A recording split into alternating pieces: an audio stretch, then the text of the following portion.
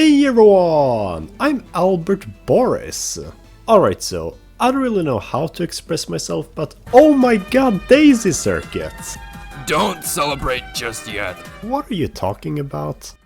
Oh, no! What is this character?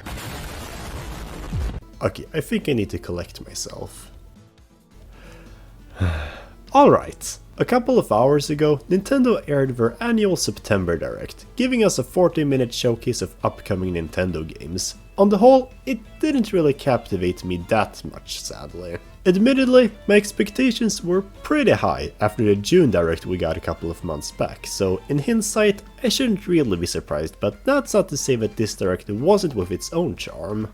Opening up with a remaster of the first Mario vs. Donkey Kong game was certainly a choice to start off with.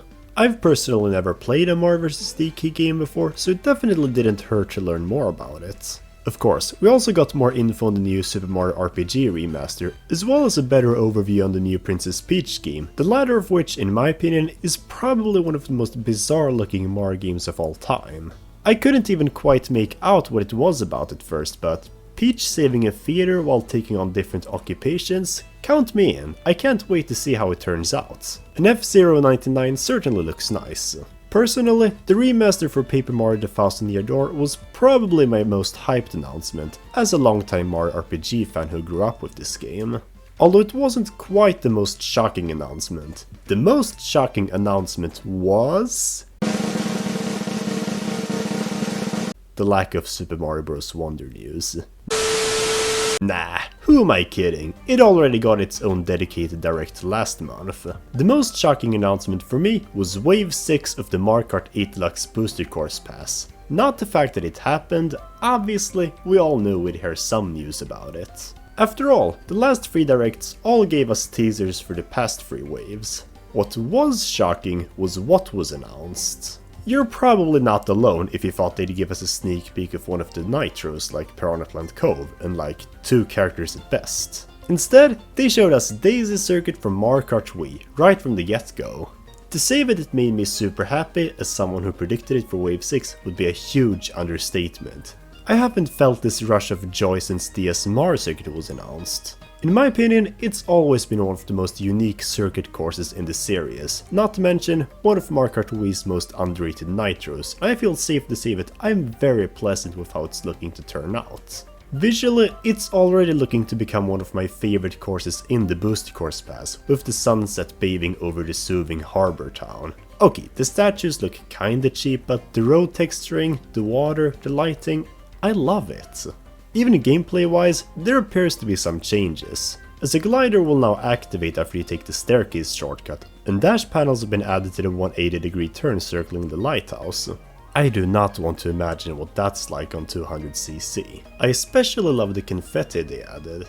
It really gives off the feeling that this is the final wave, and it's gonna start off celebratory. I'm just really happy with what they're doing with it. A surprise to be sure, but a welcome one.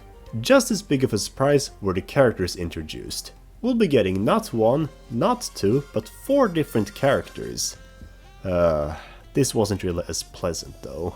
I mean, okay, getting 4 characters is pretty cool.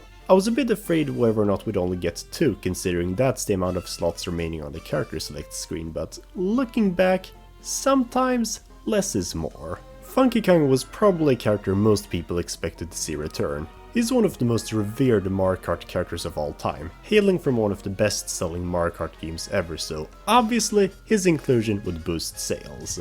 Diddy Kong and Pauline aren't bad choices either. They're the kinds of characters you'd expect to be in Mario Kart 8 Deluxe's base roster to begin with, considering just how intertwined they are with Mario's spin-off games. Okay, maybe not Pauline, considering she wasn't relevant until Mario Odyssey, but you get my point. So, finally seeing them in Mario Kart 8 Deluxe is more than welcome. That said, I can't help but feel kinda underwhelmed about it. Wave 5 only gave us 3 characters, but they were also some of the most peculiar fan favorites ever, such as Wiggler or Kamek. So to see Wave 6's characters be more expected is a bit of a drawback. Oh, but there is an unexpected character too. Is it Nabbit? Is it Hammer Bro? No, it's Peachette! Okay, I have so many questions. Why? Up until this point, all of the new drivers we've gotten in the Booster Course Pass have been unique characters, and I'd presume that's for good reason. It's simply more interesting that way. So why, just why, did we need a Peach clone as one of the final 4 characters? Okay, technically it's a Toadette clone, but come on. Considering we're getting 4 characters in Wave 6, I would presume that Tanuki Mario and Cat Peach will be merged with their source characters as alternate skins, to make room for these new characters. However, if we're really gonna remove Cat Peach from the roster just to replace them with Peachette, I really don't know what to say. All I'll be saying is, I'm happy we got at least one really pleasant surprise in the form of this remake. It's safe to say that Daisy Circuit's reveal is gonna change up a lot of people's predictions. Prior to this teaser, most people had a rough overview of what courses will be in Wave 6. The cities, Nitros, Rainbow Road, Bowser Castle Free, as well as one of the GameCube jungles.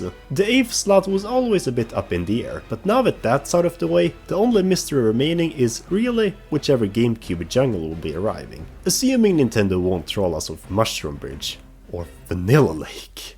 With all things considered though, I'm not entirely sure how anticipated I am for the Booster Course Pass's final wave.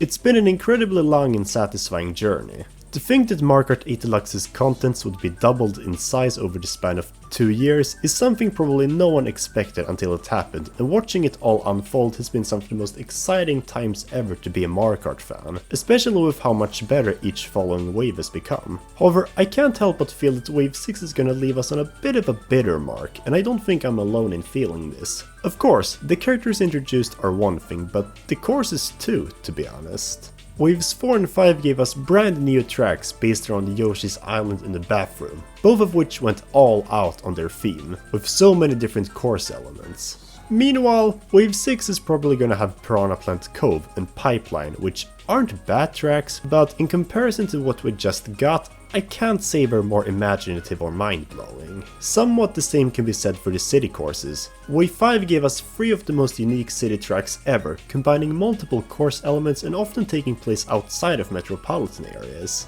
Meanwhile, Wave 6 will probably just be having 2 of them, Rome and Madrid, and while Madrid in Mario Kart Tour is a really ambitious track, Rome doesn't really explore all that much, and mostly just takes you through streets. The retro courses will, no doubt, be the saving grace in my opinion. Daisy Circuit is already looking to be a festive first impression, and SNES Bowser Castle Free and Wii Rainbow Road, assuming that they're coming, would both make for difficult final challenges.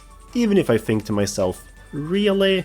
A SNES course? It's one of the better SNES courses, sure, but still. Regardless though, I'll be walking in with an open mind. Maybe it's good that my expectations are low. That way, the chances are high that they'll be exceeded. Supposedly, we'll be getting this final Booster Course Pass wave at some point during the holidays this year, although I wouldn't be too sure about the December release. Last year, it made sense that Wave 3 released in the winter, considering it had Merry Mountain, but Wave 6, as far as things go, might not have any stereotypically winter-themed levels, so maybe we could see it earlier, especially considering Wave 5 also released earlier than Wave 2. It's also important to note that just because something is marketed for a holiday release, it doesn't mean they have to come out in the winter month. So I'm still gonna predict that it will launch on the Nintendo Switch on November 1st this year. That way, it would be far enough away from Mario Wonder and RPG's release dates, and I also just think it would be a really neat date to release on. Overall though, that's all I had to say about the teaser for Wave 6. But what are your thoughts? Did you agree with me or not? If you like this video, then make sure to like, share and subscribe to my channel as I talk about everything Mario related. With all that being said, I'm signing off. Until next time.